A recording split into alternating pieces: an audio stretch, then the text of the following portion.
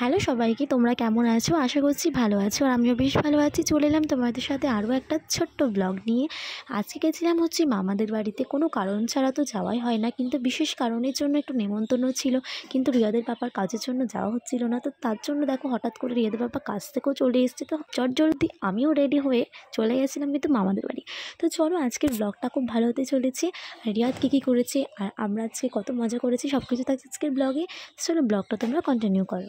আসসালামু আলাইকুম, কেমন আছো তোমরা সবাই? তো সকাল সকাল দেখো সব কাজকর্ম কিন্তু গুছিয়ে তারপরে রান্না বান্না কমপ্লিট করে কিন্তু বসেই রয়েছিলাম। তারপরে কিন্তু খাওয়া দাওয়াটা সেরে নিলাম, আর ফোন করা মাত্রই রিয়াদের বাবা কিন্তু চলে এসেছিলো। তো তার জন্য ভাবলাম কোনো প্ল্যানিং ছাড়াই কিন্তু চলো যে যাওয়াই যাক।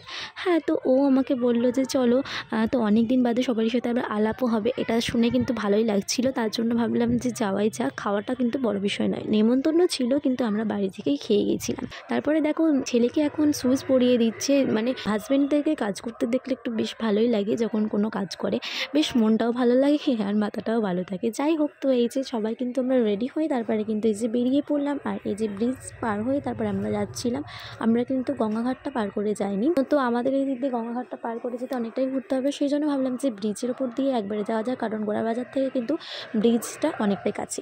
তো যাই হোক, তারপরে দেখো রামেন্দ্র সুন্দরী ত্রিবেদী ব্রিজটাকে পার করে তারপরে চললাম মুর্শিডাঙ্গা হয়ে। তো ওই দিক দিয়ে গেলে কিন্তু অনেকটা শর্টকাট হয় মামাদের বাড়িতে, ওটা অনেকটাই কাছাকাছি পড়ে। আর গঙ্গাঘাটটা পার করেও কিন্তু কাছে হয়, কিন্তু অনেকটাই ঘুরতে হয়। সেই জন্য ভাবলাম যে এখন যাওয়া যাক, তারপরে আসার সময় কিন্তু পার করে আসবো। আসার সময় কিন্তু ওটাই আবার সুবিধা হয়। মুর্শিডাঙ্গা হয়ে আসলে একটা প্রবলেম কি হয় জানো, যেটা ড্রাইভ করতে কিন্তু প্রচুর অসুবিধা হয়। আমার হাজব্যান্ডের কিন্তু হাতটা প্রচুর লাল হয়ে গিয়েছিলো, কারণ রাস্তাঘাটটা প্রচুর খারাপ থাকে, সেই জন্য কিন্তু একটু অসুবিধাটা হয়। আর রাস্তায় কিন্তু অনেক ইট পড়ে থাকে, সেই জন্য কিন্তু রাস্তাঘাটে চালাতেও খুব বাইক অসুবিধা হয়। সেই জন্য যাওয়ার সময় কিন্তু আমরা নৌকোঘাট পার করে এসেছি, কারণ প্রচুর অসুবিধা হচ্ছিল। তোমাদের সাথে গল্প করতে করতে দেখো পৌঁছিয়ে গেছি লালবাগে। তো হ্যাঁ, কাদের কাদের কোনো রিলেটিভ থাকে লালবাগে একটা কমেন্টে জানিও। তো হ্যাঁ, এই যে রিয়া দেখো মাঠে এসে প্রচুর আনন্দ করছে। আর আমাদের বাড়ির পাশে কিন্তু অনেক জমি, অনেক বড় সড়ো জমি আছে, সেই জন্য কিন্তু এখানে আমরা প্রথমে গাড়িটাকে রাখি, তারপরে কিন্তু ঘরের ভিতরে যাই। ও কিন্তু ঘুমিয়ে পড়েছিল বাইকে উঠতে না উঠতেই। তারপরে কিন্তু ঘুমটা ভাঙার পর দেখতে পেলো নানিকে, তারপরে কিন্তু অনেক খুশি আর অনেক মিচকিও হাসছিল।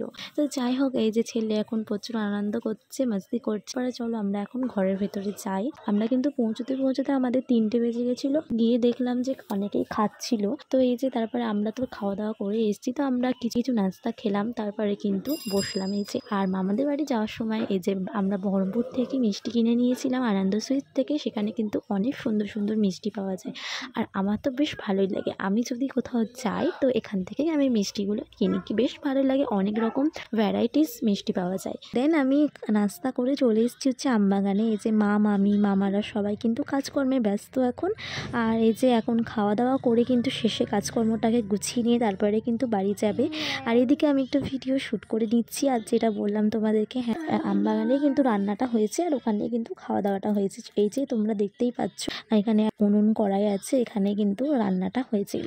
আর আমিও একটু বেশ ভালোই একটা ওয়েদার, কত সুন্দর একটা ভিডিও শ্যুট করতে পারছি, বেশ ভালোই লাগছিল তখন। তারপরে দেখো আমি কিন্তু আম গাছের ডাল ধরে একটু ভিডিও করে নিলাম। প্রথমে দেখো একটু জোরে লাফিয়ে তারপরে কিন্তু আমের ডালটাকে আমি ধরে নিয়েছিলাম, তার একটা ভিডিও বানানোর জন্য। বলো, বেশ ভালোই লাগে। আর সত্যি বলতে গেলে গ্রামে আসলে পরে একটু বাচ্চাই লাগে মনটা, মনে হয়েছে কি করব। আর গ্রামের পরিবেশটা সত্যি একটু আলাদা। তারপরে দেখো রিয়াদের বাবা নানা মিলে কিন্তু মিষ্টি খাওয়াচ্ছে। এই যে মামি এখন দিয়েছে মিষ্টি জামাইকে, তার জন্য এখন খাওয়া দাওয়া হচ্ছে। তারপরে দেখো রিয়াদ এখন বিস্কিট খাওয়াচ্ছে ছাগলকে। তো ছাগল দেখলেও কিন্তু বলে ম্যা, মানে ছোট থেকে এটা বলে। আর ছাগল দেখতেও খুবই ভালোবাসে। তো গ্রামের পরিবেশ এগুলো একটু বেশি দেখা যায়, তো শহরে এগুলো একটু কমই দেখা যায়। তাও অনেকে এখন বাড়িতে অনেকেই ছাগল বসে, তো বেশ ভালোই লাগে। এগুলো একটু মানে না হলেই হয় না, সব কিছুই দরকার বাঁচতে গেলে।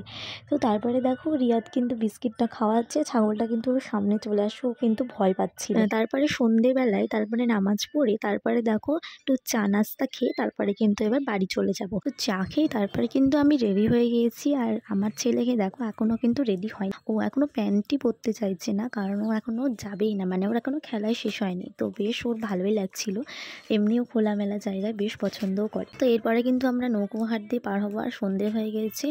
তো এখানে টাটা করে দিচ্ছি, চলো নৌকোঘাটে গিয়ে আবার তোমাদের সাথে দেখা হচ্ছে। তো মামাদের বাড়ি থেকে বেরিয়ে গেছি, আর ঘাট যেতে কিন্তু 3 মিনিট মতন লাগে। লাগে তো ঘাট পৌঁছতে। তো তারপরে আমরা ঘাট পার হয়ে কিন্তু আমরা বাড়ি চলে যাব। তো এই যে এখন দেখো নৌকো ঘাট পার হবো বলে নৌকোতে চেপে গেছি, আর নৌকো ঘাটের সামনে কিন্তু এখন দেখো দুটো বড় বড় রাজহাঁস কিন্তু বসেই রয়েছে। রিয়াদ তারপরে হাঁসটাকে তো পাক্কা বলে, তো ও পাক্কা দেখে প্রচণ্ড খুশি। তো এই যে রিয়াদকে এখন দেখাচ্ছি পাক্কা, এরপরে আমরা ঘাট পার হয়ে কিন্তু ওপার চলে যাব। তো রাত্রিবেলা নৌকো পার হতে কিন্তু একটু আলাদাই ফিলিংস লাগে, মনে হয় যে ঘাটটা কখন পার করে ওপারে পৌঁছবো, এটাই মনে হয় সব থেকে। তো যাই হোক ঘাট পার হয়ে ওপারে চলে এসেছি। এই যে নৌকো এখন দাঁড়িয়ে রয়েছে, তো রিয়াদ এখন দেখছে, ও তো মনে হয় রাত্রিবেলায় কখনো নৌকো পার হয়নি, এই ফার্স্ট টাইম নৌকো পার হলো রাত্রিবেলায়। আর এই যে এখন দেখো আমরা চলে যাচ্ছি আমাদের বাড়িতে। তো এই যে গাড়িটাকে উপরে নিয়ে গেছে ওরা, তো আমরা হেঁটে হেঁটে যাচ্ছি, ওপরের দিকে একটু উঠছি। আর এই যে বাইকে উঠে গেছি। তারপরে দেখো আই লাভ মুর্শিদাবাদ, এইটা কিন্তু আমি সবসময় ভাবি যে তোমাদেরকে ভিডিওতে দেখাবো, কিন্তু এটা দেখানোই হয় না। তো আজকে যেতে যেতে হঠাৎ মনে পড়লো, তার জন্য ক্যামেরাটাকে আগে অন করে নিয়েছিলাম। তো এই যে তোমাদের সাথে এটা শেয়ার করে দিলাম, বেশ ভালোই লাগে এটা দেখতে। দেখো তো সবশেষে চলে এসেছি হচ্ছে বাড়িতে। তো এই যে এখন আবার বাড়িতে একটু চা না খেলেই হয় না, তো চা খেয়ে তারপরে কিন্তু চলে যাব হচ্ছে আমাদের বাড়িতে। তবে ভিডিওটা ভালো লেগে থাকলে লাইক কমেন্ট শেয়ার করে দিও। Tata bye bye, see you, আল্লাহ হাফিজ।